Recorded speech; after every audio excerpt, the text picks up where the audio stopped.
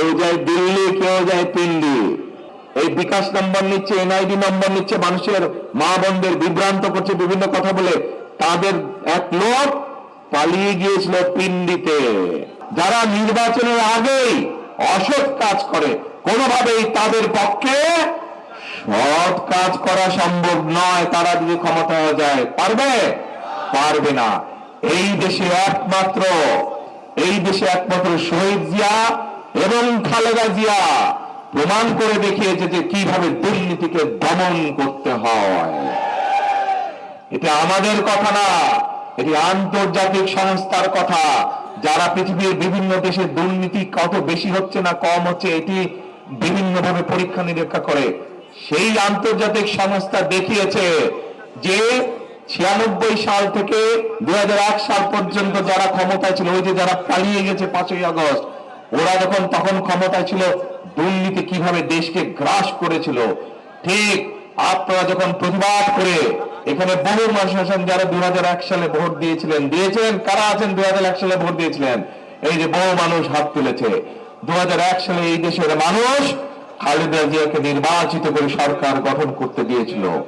ওই সকল আন্তর্জাতিক সংস্থা, এগুলো আমাদের কথা না, বিএনপির কথা না, সেই আন্তর্জাতিক সংস্থাগুলো তারা নিজেরাই পরীক্ষা নিরীক্ষা করে দেখিয়ে দিয়েছে যে খালেদা জিয়া যেদিন থেকে 2001 সাল থেকে দেশ পরিচালনার দায়িত্ব এসেছে, সেদিন থেকে ধীরে ধীরে বাংলাদেশে দুর্নীতি কমতে শুরু করেছে।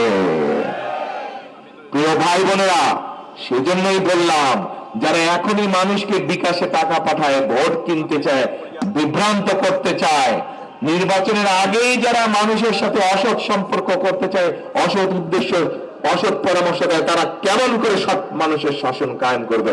সৎ মানুষের শাসন যদি কায়েম করতে হয়, একমাত্র আল্লাহর রহমতে সেটি বিএনপির পক্ষেই করা সম্ভব।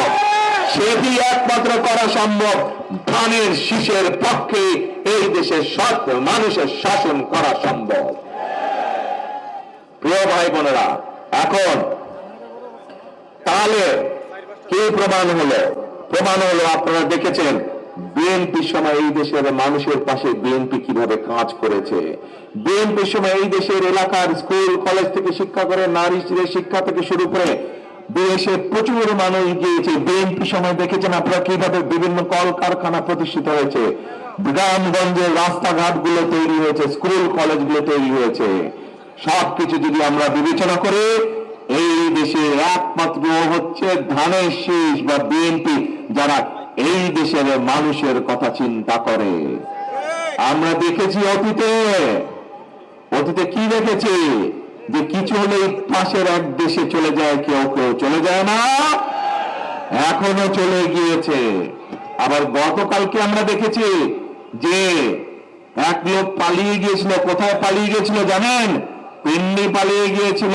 এই যাদের কথা ষড়যন্ত্র করছে বললাম, এই বিকাশ নম্বর নিচ্ছে, এনআইডি নম্বর নিচ্ছে, মানুষের মা বোনদের বিভ্রান্ত করছে বিভিন্ন কথা বলে, তাদের এক লোক পালিয়ে গিয়েছিল পিন্ডিতে। পিন্ডি পালিয়ে গেছিল। কেউ যায় দিল্লি, কেউ যায় পিন্ডি, কিন্তু বিএনপি রয়ে গিয়েছে এই দেশের মানুষের পাশে। খালেদা জিয়া কোথাও গিয়েছে? খালেদা জিয়া এই দেশের মানুষকে ছেড়ে কোথাও যায়নি।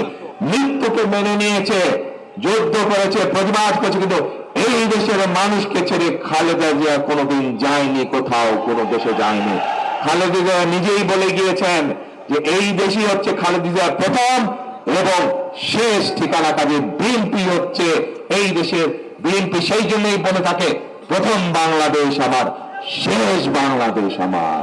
প্রিয় ভাই বোনেরা, এখন সময় এসছে, আগামী 12 তারিখে নির্বাচন হচ্ছে, দেশ গড়ার নির্বাচন। আগামী 12 তারিখে নির্বাচন হচ্ছে দেশকে সামনের দিকে এগিয়ে নিয়ে যাওয়া নির্বাচন।